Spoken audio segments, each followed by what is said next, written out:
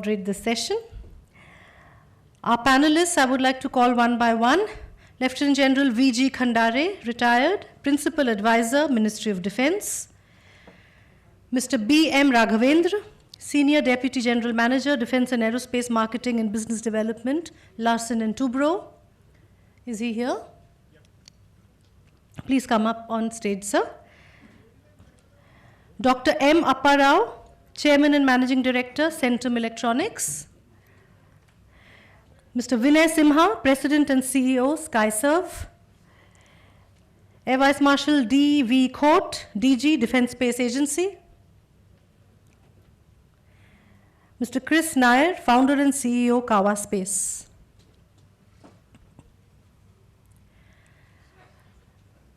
These are the panelists. Can I have a round of applause for them, please? Chairing this session is Air Chief Marshal R.K.S. Bhadauria, the former Chief of Air Staff.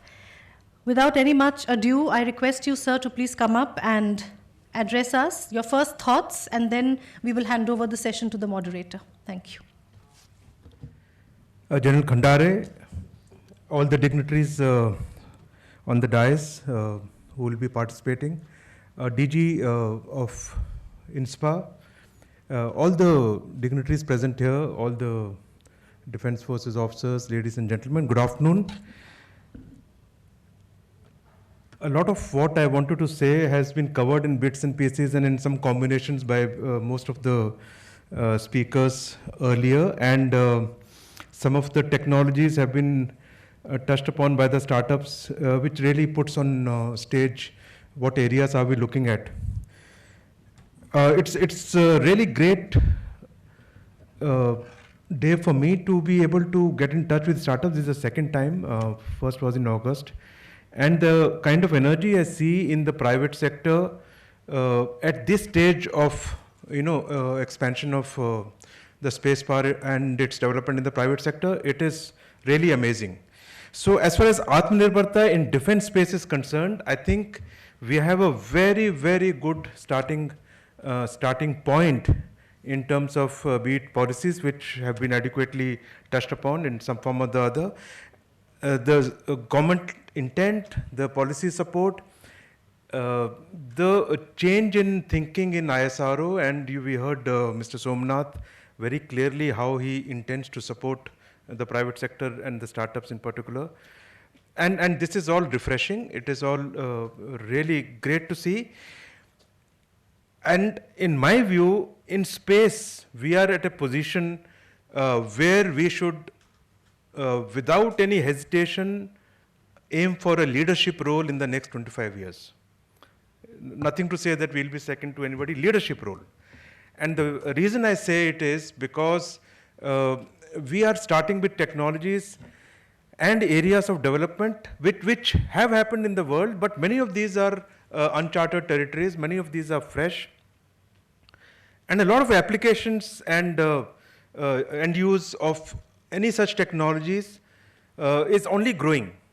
So when you have a growth potential and you end use the way it will come up, I think the opportunities are huge. We have the capability, both in terms of technological prowess, our R&D capability, in terms of our scientists, in terms of how the startups are responding, to be able to harness this. And space is one sector where we are not behind, as we are in many other fields in defense and aviation in particular. So this gives us an opportunity to target big, to plan big and aim big. And to share my thoughts on where we should be as defense ecosystem and technologies and capabilities in the coming years. I think I'll just give you an example of where aerospace, air power, one of the primary users in defense in terms of space technologies and capabilities. I will just put it in terms of a mission that I see 5 to 10 years from now, and relate that to the way this ecosystem needs to come in this short given time, and as a departure of normal talks of technologies. So as a mission, what I want to tell you is what I see, and it's not an Air Force mission, so don't get mistaken. A lot of it is driven after today morning listening to the startups and the kind of work they are doing. 5 to 10 years from now, while we are already in operations with some adversary, the kind of mission we should be able to undertake is that when a 4 aircraft suddenly appear out of underground structure and just appear on an adversary airfield, operations are already on, we are already into conflict. From that time, you have a 10 to 12 minutes window by the time that aircraft comes out of the structure to the time it takes off. And the 4J something's XYZ, whatever is the latest at that time, you should be able to target before it takes off. And for that, our aircraft already in the air, the moment this first picture is available in real time, it gets assessed by a combination of AI, automation, big data handling to identify this is one of the highest priority targets. The command C2 structure identifies it, allocates it in real time. A change of mission plan is done. It is communicated on data to the aircraft in the air.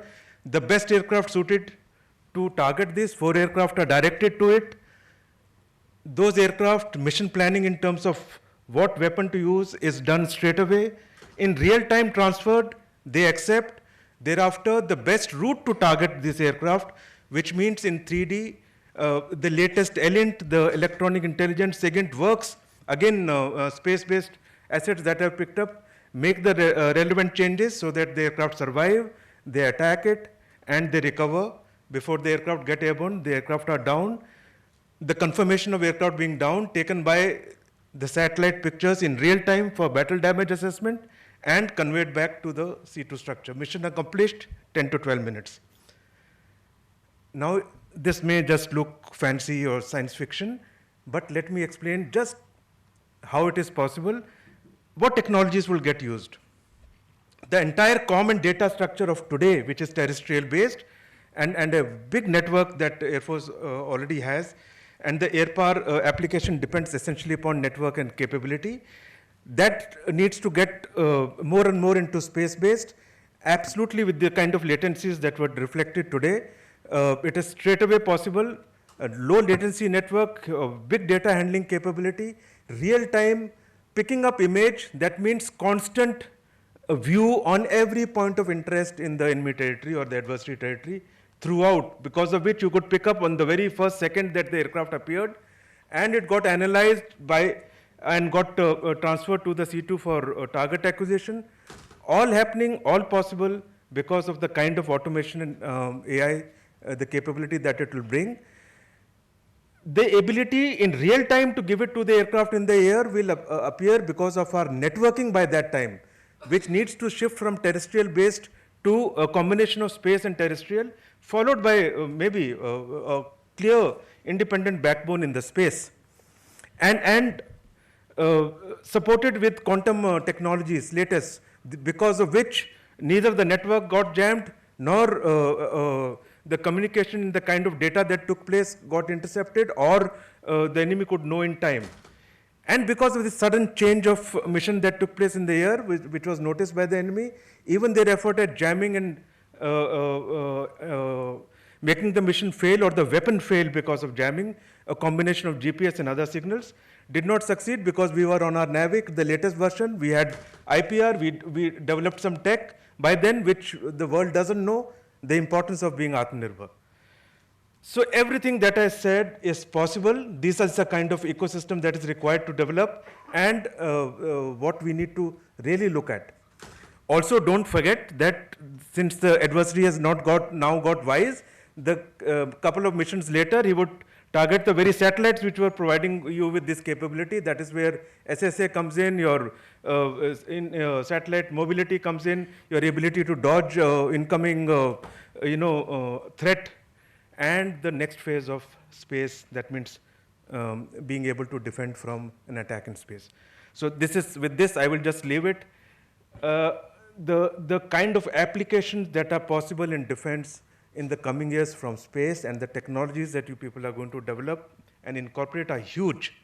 The only points that I want to flag to the defense services itself, that think big, believe in your industry, and start putting money.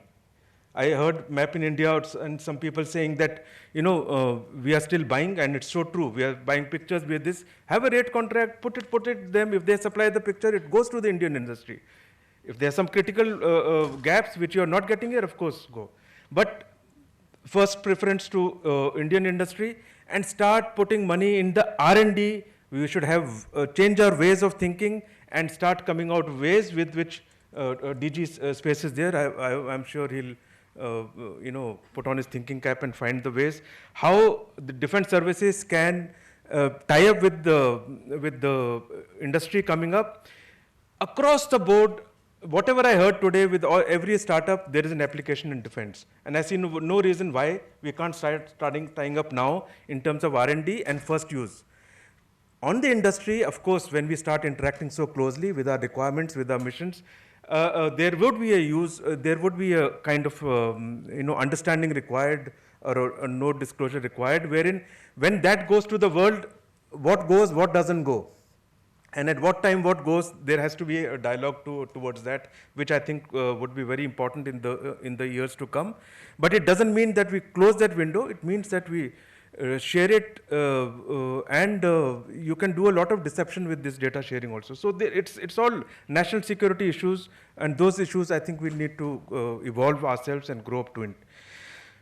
With that, I want to wish ISpA the very best in their endeavors to have this kind of events and facilitate a huge change and drive this growth in the space sector. I want to wish the industry all the best, and we're looking forward to all the views of the panelists. Some of the things that I wanted to share, or just put your mind into on the thinking lines for the future, I have shared. Should you want to discuss anything more in my free time or whenever, please feel free to contact. I have a lot of time these days. Thank you very much. Jai Hind. Thank you very much for those words, those opening words. My name is Shashank Tripathi. I've been leading the aerospace, defense, and space business for PwC for a few years. I'm going to first set the tone a bit more, and then introduce the panelists in a very, very short time, because time is short, and then we'll go into a Q&A. At the end, I hope that I have time to open it up for you for some questions as well. We are here to discuss defense space and being Aatmanirbhar in that. And as we've heard this morning, there has been substantial discussion on how we are fairly strong in space. But today this panel is going to talk about something much more specific, which is using defense for space as well as defending space. These are two, in some ways, interlinked topics that we will discuss today. As somebody said before, the total market for defense for space is about 10 billion, give or take. And we hope that in the next 10 years, if the wishes of the Prime Minister come true, then we can be a $100 billion market, perhaps 80 billion. And we believe that defense space is 30% of that market. So today, we are going to talk about a very substantial part of what we believe the space industry should do. But keep in mind that this is the hyphenation of two very, very important industries for this country, defense and space. And therefore, there is going to be a lot of requirement to integrate these two. One other thing I'd say, that if you look at many things which are happening in defense and space, there is going to be a number of technologies that will be used from space for the defense of our land. Keep in mind that no longer is war just a war when it breaks out on the borders. Usually war takes place when you are in peace or gray as well, especially non-kinetic warfare. And if that be the case, you will find that space will play an extraordinary role in those areas. So we have to think about it in a holistic term, and something that at least I'm passionate about, that this is not something that, let's say, the DRDO or the ISRO or some particular party can do. This is something which requires energies of all of us so that we can have a whole of nation approach. With those words, I'm going to introduce the panelists, and then we'll go into discussion. So we are blessed today to have a very esteemed panel, which has got that combination of having knowledge about both defense and space. And keep in mind that this is a new area of space. So this panel may not be able to discuss some things which are specific, but will be more interested in where the future is, because that's where we will build capabilities. My first panelist is Lieutenant General V.G. Khandare, retired. Lieutenant Khandare is a former military advisor to NSCS. He is currently working in a very important position as a principal advisor to the Ministry of Defense at the apex level, with a focus on technology empowerment of the ministry. Welcome, General. Shri BM Raghavendra is a business leader in one of the largest Indian conglomerates, Larsen & Toubro. He has 2 decades of experience working on various missile and space programs for domestic and international clients. Welcome, Mr. Raghavendra. Shri Kris Nair. Kris is the founder CEO of Kawa Space, an Indian space tech company which builds the critical Earth observation infra for our new world. Welcome, Kris. AVM Khot, with whom I have had the privilege of sharing a panel before, is the Director General of the Defense Space Agency. He was commissioned in the Air Force as a pilot in '88, and he was the first IF pilot selected as a flying instructor with the United States Air Force. Welcome, AVM Khot. Shri Vinay Simha is the CEO and founder of SkyServe, a platform that intends to provide access to insights from Earth observation data to customers. Welcome, Mr. Simha. Shri Apparao, last but not the least, has played a very, very foundational role in our space industry. I was very pleased to meet him the other day. He is the founder and I believe chairman of Centum Electronics. Under his leadership, Centum has grown to become one of the largest electronic companies in India. He was initiated and successfully managed joint ventures with several multinational companies. Welcome, Shri Apparao. With those words, I'm going to jump straight to questions if that's fine, so that we can keep it short. My first question is, General, to you. As somebody who thinks about the future of this industry, and as we know, ISRO has established us in the civil side, what are the key space domains in defense, and what are the 2 or 3 strategic areas as an industry that we should focus on? Thank you. Firstly, a very happy birthday to ISPA. And one is very humbled to be sitting in front of such illustrious figures like Mr. Kiran Kumar, who's sitting right in front of us.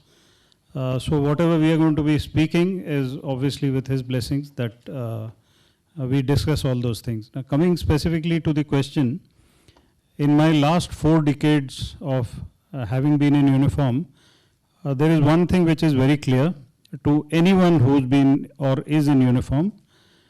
The figures of the economy actually don't concern us as much as users as plain and simple victory in war. And what you mentioned is very correct. You said about the non-kinetic war. So non-kinetic operations and kinetic operations both get impacted by space. So space is continuously enabling and empowering us to be on the winning side. It's only your own brilliance as to how you can extract these capabilities, whether they are in the intelligence, surveillance and reconnaissance, whether that is in communication, whether it is in remote sensing, whatever you name it. And there may be certain domains which I may not be able to spell out here, but it all depends on around the clock, all-weather capability in these domains which empower you. And if we are able to get these capabilities with the services in the downlink at the terminal end, I think the capability multiplies. And a technologically empowered and enabled armed force will be able to ensure conflict avoidance. And that is what ultimately any country wants, so that your economy can gallop. If you get into any war which is avoidable, but you get into a war from a position of disadvantage, then the country goes back by a couple of decades. So I think all these things are all centered around your capability development in all these domains which the armed forces use. Thank you. My next question is to Mr. Raghavendran. L&T clearly is a front runner in both defense and space. As I said, it's a hyphenation space. What are the opportunities that you see, and what are 1 or 2 areas that you'd like improvements in? First of all, the topic is related to Aatmanirbhar and defense space. So I would like to touch upon something that is what has happened in the defense sector. So defense actually opened for private participation almost 2 decades ago. And it's only in the last 5 or 6 years with a special impetus from the government for Aatmanirbhar that industry is able to scale a lot of heights and provide those solutions which is required for the armed forces. So it's very important that we look at that for having dominance, C4 ISR and space situational awareness are the 2 pillars around which the defense space strategies of the country are being built. And it is very important that you have parity with your adversary in these two areas. From a private industry perspective, we see a couple of areas. In fact, there are a lot of areas where industry can participate, but I would like to pick up a few of them and bring out. So one is launch on demand, which is very essential to maintain operability of our space assets, even when our adversary has deployed any countermeasures against it. That means we need a system to quickly build a launch vehicle and launch that payload into space. Today, we know that ISRO has designed SSLV, small satellite launch vehicle, which can be quickly assembled and launched. And we also are seeing there are a lot of other startups who are coming up with new launchers, like the Vikram 1 or the Agniban. Or now today I realized even our Bellatrix is now reigniting their Chetak. So these are all launch vehicles which can address this opportunity very quickly. Now, very important thing which we all need to see is the ability to scale up production. So this is possible today because this ecosystem is already built by ISRO, and industry is today able to scale up to meet those demands. That is one area. Second area which I believe is very, very important and strategic for deploying the space asset is a transportable launch, because we know that static sites, launch sites are vulnerable for attacks. And we need to have something which is mobile. And if you look at what has happened in the last decade, industry along with DRDO has developed this HITEL solutions, that is horizontally integrate and transport direct launch solutions for various strategic missiles of the country. We also have seen that such capability exists for launching from either sea or from submarines. So these two are the very important areas which I see immediately where industry is today capable. Third area is on building those space assets that are required to be deployed very quickly. And I'm happy to see there are a lot of startups today coming up with building satellites in numbers. Of course, some of them are already there. They have been putting stalls in today's function as well. So these are some of the areas which I thought I should touch upon, what is required to be worked upon. And industry is ready to take up this and meet the demand. Thank you. AVM Khot, we've discussed that DSA is a relatively young effort, if I may say so. And perhaps some of the deeper things that you're doing may be too confidential to share.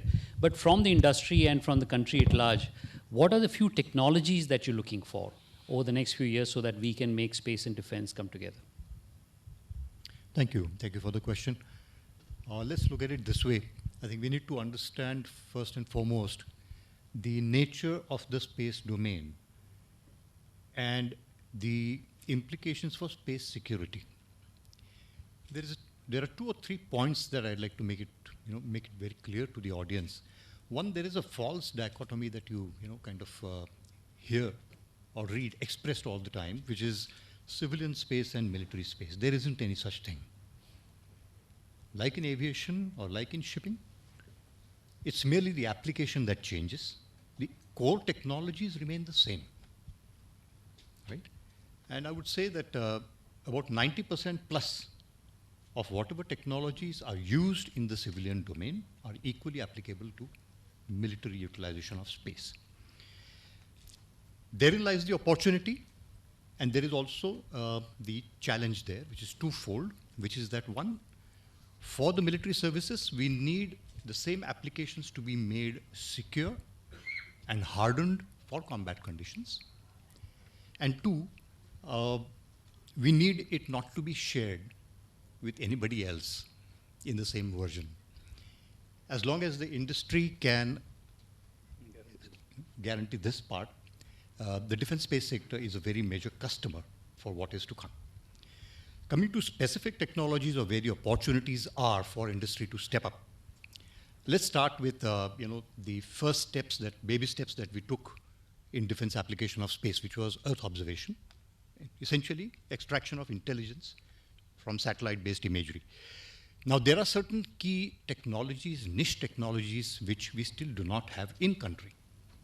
Very high resolution electro-optical sensors, infrared sensors of the kind of grading that we require for military purposes. These are some of the areas in which we need to step up and do some in-house research and development, or in some manner get this technology here. There are several other niche technologies, even in the downstream portion, simply high-powered computing, GPUs, the chip.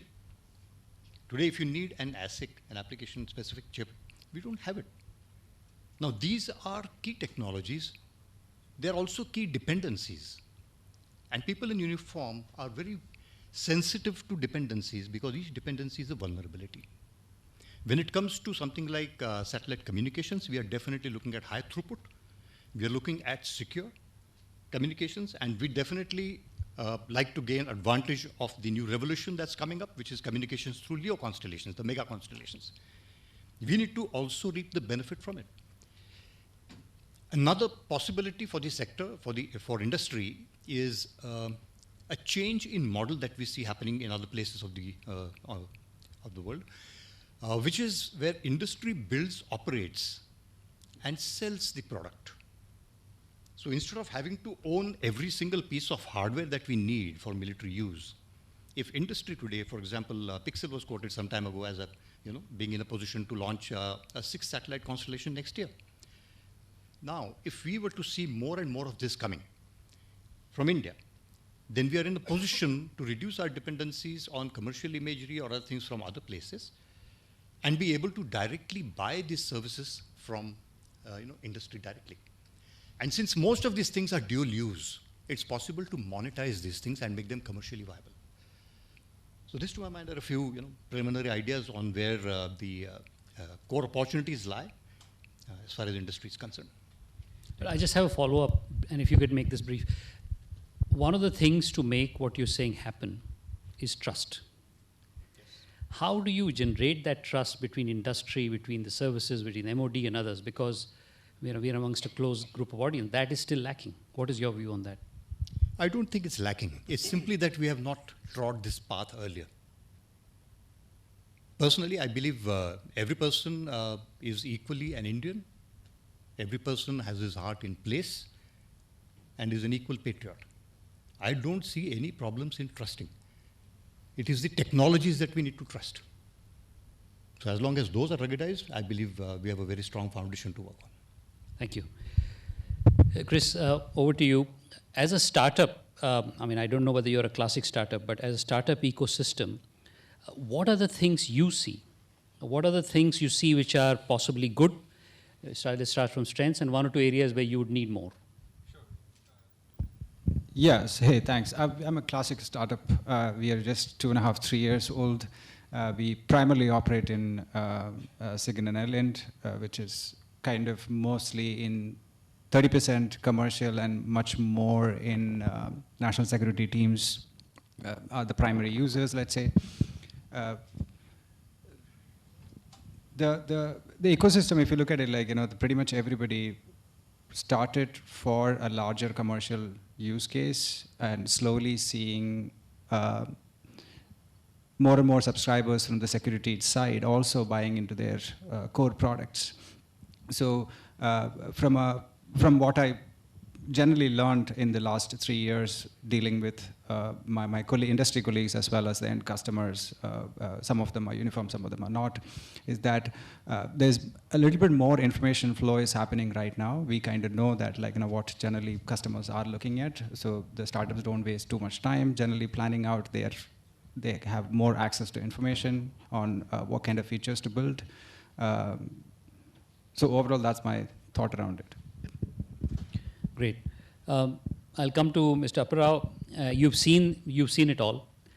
You've been with the industry for a long while. But here we are starting possibly on a new journey because I do agree with what AVM Khot said that there's a lot of overlap between civil and defense. Nevertheless, we are now taking it more profoundly. Any thoughts on this new journey and what we should do? Well, first of all, I must congratulate ISpA. And one of the unique things that ISpA has done, which I just thought it's important, there are industry bodies and there are industry bodies. And one of the things that ISPA has been able to do, and I congratulate Jayanth and Bharat and Satyam, is they're actually able to bring all the industry bodies together. Normally, there's a little bit of sibling rivalry between industry bodies, but I think they've been able to bring them together, and I think that's a great effort, and it's really good, because it really helps the space industry to come together and actually achieve a lot more. Coming to your question, we've been around for a long time, like you said, and we've been with defense space, working with ISRO and also with DRDO.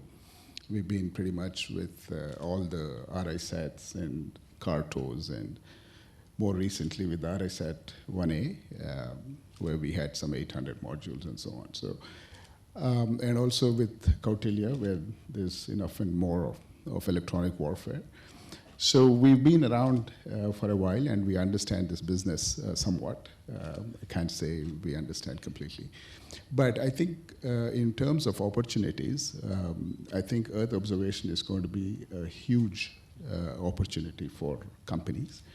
I think the important thing really is to how do we bring this together, right? And you talked about trust. I'm just blown away, because there's always this, apprehension that, and it happens. I mean, I've heard people say, "Oh, you're a private company, we can't give you this." Come on, we are the same as you are, and I must tell you, this is really music to my ears.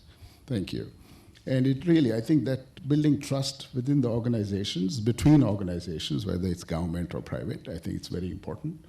And I think that's where it really begins in terms of opportunities, Earth observation, whether it's hyperspectral or any of these new things or existing things, but with more innovative ideas. You talked about how important it is to be able to, I think you talked about it, where before the flight takes off, you should be able to, get there and do something with it, right? So I think it's really how quickly can the industry come together and make this happen. And I think, I don't think there's any one industry which can do it today. I think it's a consortium of people that have to come together, including the end users. And so I feel very bullish. We've been there for a long time, and I must also tell you, the startups give us a lot of energy. It's wonderful to see the kind of work that they're doing, and it really pumps us also to do good stuff. So. Thank you. And last, and I'll probably do one or two more before I open it for audience. Shri Simha, you are an upstream EO company, but you see a lot of potential in defense as well. What are the specific areas that you see going forward which will be valuable to you? Thank you, ISPA, for having us here and giving us the opportunity. So going back to your question, the fundamental premise is built on something what we internally term as situational awareness. At any point of time for a defense force or an intelligence community, they're looking at what kind of tactical insights, what kind of strategic insights can I get. So if, we are an edge computing platform in space. So we are as good as a Google Play Store there. So imagine a situation where there's an application for Navy, there's an application for Army, there's an application for Coast Guard, because we have as a peninsula, we have large coastline to manage. And these applications are their own IPs. They have to figure out what kind of threat avoidance, what kind of intelligence gathering can they do. They are just an application, a way to know things. And those are things that we would want to enable as a platform, so the end customers get their value, and they have their own zones of diodes or IP-specific downstream data collection points. And we would have the utilities where not all data is good data, so we would eradicate that and send out what's relevant downstream. And that's what we are focused on offering. Thank you. General, I'm coming back to you. I guess one of the questions is that, as you said before, or somebody said in the panel, that a lot of the new applications also come from the services. How do you see the services, and are they really ready for defense space? And are there any things that should be done by the industry or by the services to accelerate it? This is actually a new domain, and we all have to grow together in this. So what does defense need to do to encourage the industry, and what does industry have to do to gain the trust of the defense sector? It is collaborative.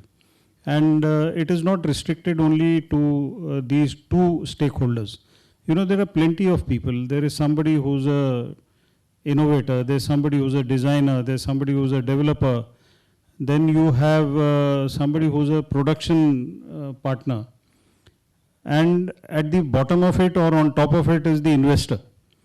So this industry can come up for the nation only if all these people and together with them are the people who formulate the policy and execute the policy. So it's going to be a whole of nation approach where we all have to work together. So who has to do what? Unless you break the silos, unless you need to bring an attitudinal shift of convergence and team spirit, and that will ensure one thing for sure. We all sitting in this hall know the direction, but what needs to be done is to increase the momentum. Unless we increase the momentum, the present technological differential between us and our adversary is not going to reduce by any chance. Can you afford to have only incremental growth, or you need to do pole vaulting or leapfrogging? That is something which the present generation has to understand and speed up the whole thing and not only worry about certain verticals. Mr. Apparao, one of the things which is often discussed is R&D, and I'm asking this question to a private sector person, because often people say that Sarkar will do the R&D. But now that if we even half believe what I said, that there is a $25 to $30 billion market in 10 years, just in defense space, for a minute, if we take that, what is your view? Would you invest in R&D, or will you always say that the government should do it?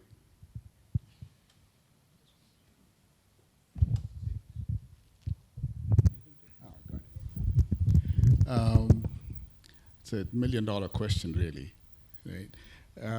I think private industry wouldn't hesitate to make the investments in R&D, but I think at the end of it, if the purchasing mechanisms that we have in the government also have to adapt to that. So you can't say you can invest $5 million on something and you actually have the product, and then L1 gets the business. So unless that part of it is fixed, expecting the private industry to go and make those investments in R&D, I think it's going to be a challenge. However, one of the things that we've done, and it's been very successful, is we do get a purchase order from the customer, whether it's DRDO or ISRO, to develop a new product. It's a purchase order, and it's substantial value.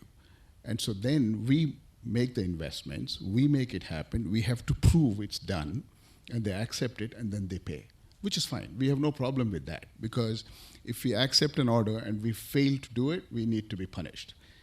But you cannot punish us by saying, okay, go ahead and invest the money, and then I'll see if I'll buy from you. I think that's, something that the government really needs to think about. And so I'm not so sure there are very many people who will actually go out and invest in R&D without some kind of an assurance that if you're successful in making that product, you will buy. And this is because at the end of the day, we are talking about defense space here. Only the government is the buyer. We are not talking about communications or somewhere where you have multiple buyers. This is only one particular organization which will buy. So I think it's possible, but the caveat is that the purchasing mechanisms need to change. So yeah, I would like to add to what he shared. It's also very important that government looks at incentivizing the R&D. So till some time back, there was an incentive which was there for private industries to invest in R&D, and they get tax benefits. It's now withdrawn. So probably that needs to be relooked at, and that can actually promote a lot of R&D in the country. Second important area, especially in space, any new technology that is developed by any private industry, ultimately it needs to fly in space to qualify itself. And that part of qualification is the most expensive one, because taking anything up there and qualifying is really expensive. And if government can find a mechanism of supporting the industry in at least the key or core technologies that is essential for defense, in flying it up there and qualifying it for the industry, the rest of the ground testing can be taken care by various private industries. Great.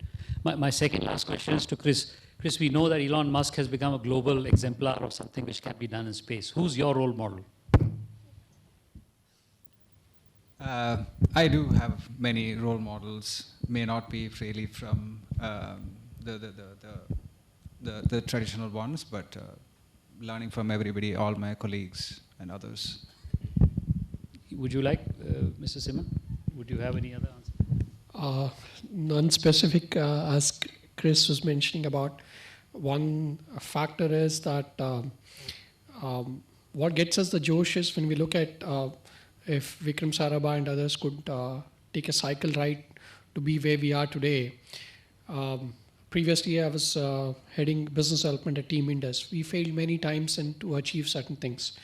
This means there's so much of sacrifice, so much of things that the institutions in India have put together. This is a key thing for us to go forward. That's what inspires us, and we should, while I hate, and I think in space domain, we should not be called a developing one, and we are a developed nation. I think we should be very proud of where we are, and we should scale it faster. And on that note, I'd like to have a round of applause to Kiran Kumarji, because people like him are our role model. They're here, they've been working hard for the last many years. My last question is to AVM Khot, is that we've talked about how do we use space for defense broadly. But can you share maybe give a few insights on what is required for defending space itself? Okay, that's a question on which, let's put it this way. A defense of space begins on the ground, on Earth. Okay, and the primary way to do it is to prevent, like General Khandare said, a scrap from happening. And the only way you can do that is to have a credible deterrence in place. And the first race, actually, for us is to be able to have a credible deterrence in place, or several. You build resilience by having distributed, dispersed, and numerous assets. As of now, all eggs are in one basket. We have one launch station. We have, we have to be able to diversify how we operate, where we operate from. You need to have resilience by having a large number of assets in space so that nobody can disable all of them in one go.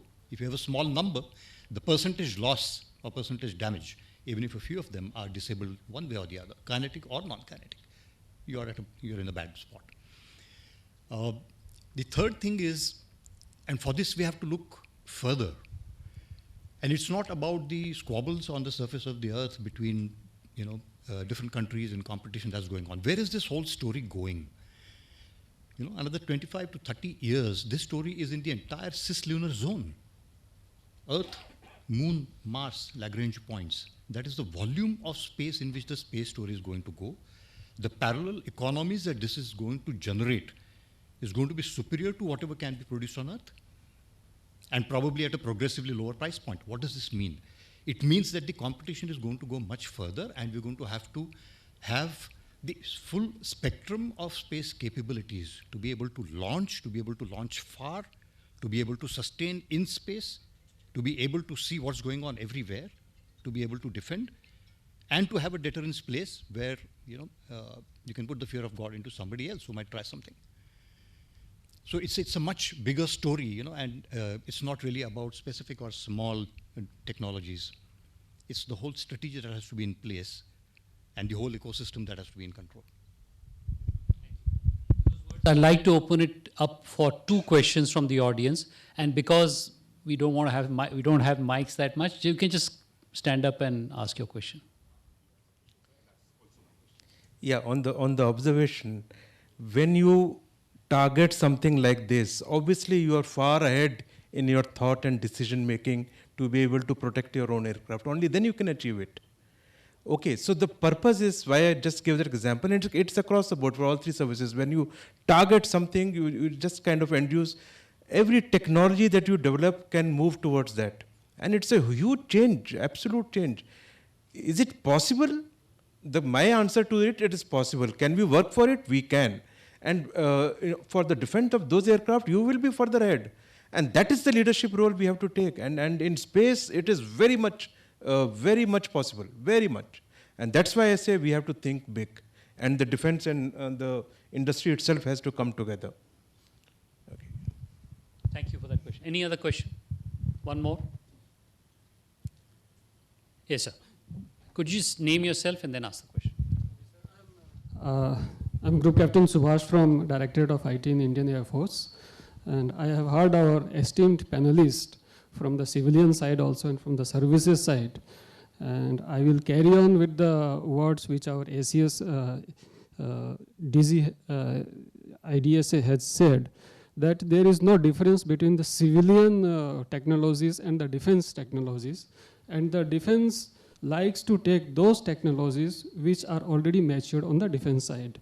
Now, when we talk about the question which I have raised now, about the mission that is to be completed within 10 to 12 minutes. Now, if you see the underlying technologies, what are we using? These are very simple technologies which we are using. We have been using for the last 10 to 20 years. And we are giving a lot of money to the outside world. I will quote Oracle, antiviruses, ArcGIS, GIS softwares, GPS softwares. Now these are all the underlying technologies, and along with that high-speed machines like your blade servers, your rack servers, and all those things, networking softwares, that make up these technologies, and then we are able to use them for our missions. Now today, if the civilian world asks us, you please tell us what you need, we'll give you. We would like to say that you please give your capabilities, and we will try to exploit your capabilities. Give us an alternative of Oracle. Give us an alternative of Windows OS. We would not like to spend crores of rupees on Windows operating system or antiviruses or ArcGIS or GPS-based technologies. So if these things can come up indigenously, that will make us Aatmanirbhar, and that will help us to leap forward with a security in mind. So if there are some ideas which are there, I would like to know those things. Thank you for that observation. I think this has been emphasized by a lot about the whole of nation approach, so really appreciate it. We are coming to the end of the panel discussion. Thank you. I'd like to ask Air Marshal Bhadauria to summarize the discussion, and then we'll close the panel. Thank you, Shashank, and I want to thank Shashank and all the panelists here for their thoughts on the issues, for sharing their vision and thought process on the matters that were discussed. I think some things are very clear. Where are we today in terms of technology, enthusiasm, drive, policy, whatever the ecosystem? Whatever we have seen today and in the recent past, the industry, the startups, private sector is just rearing to go, and I think that will become the backbone of our Aatmanirbharta drive to become Aatmanirbhar. I think that is a very clear takeaway. Some issues that have sprung up very clearly is from the government side. We need to find ways and means of getting into both the R&D, which is the most critical step, the risk levels with the R&D, which was mentioned, how to mitigate those, and get into R&D plus the moment it succeeds, concurrent production, because the timelines will be short. Any such technologies, you are working on a very short, 2 to 3 years it will change. So we need to revise our mechanisms, revise our procurement methods, whatever it takes, and towards that I'm sure DG ISpA has taken a lot of notes on the issues of what are the takeaways from this discussion today. And I can assure you, when ISpA says something to the government, a lot of these things will come up at the high-end discussions where you will see results. So with that, I think many thanks to the panelists and Shashank, and thanks to all of you. And we wish the industry and the defense services well, and we must lead in 25 years. Thank you.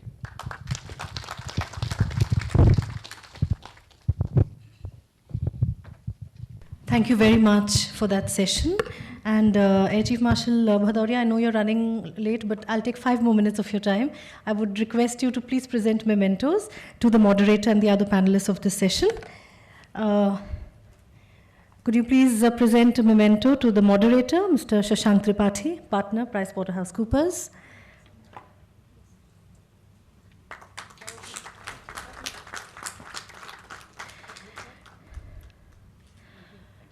To General Khandare, Principal Advisor, Minister of Defense.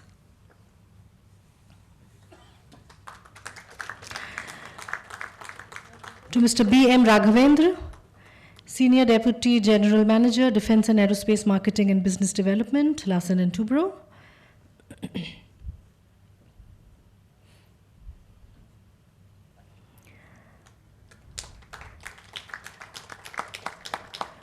To Dr. M. Apparao, Chairman and Managing Director, Centum Electronics.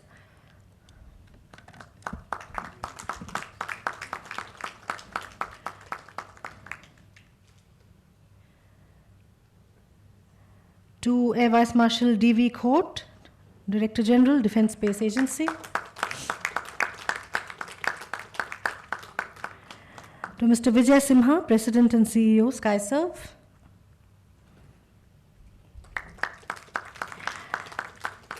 And to Mr. Kris Nair, Founder and CEO, Kawa Space.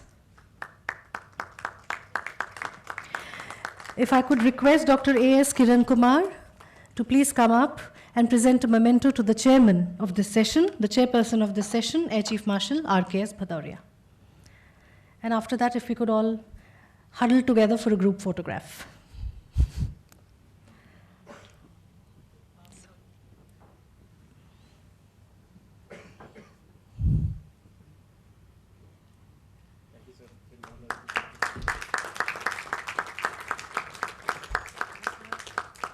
Thank you very much, gentlemen. If we could all stand up and take a group picture.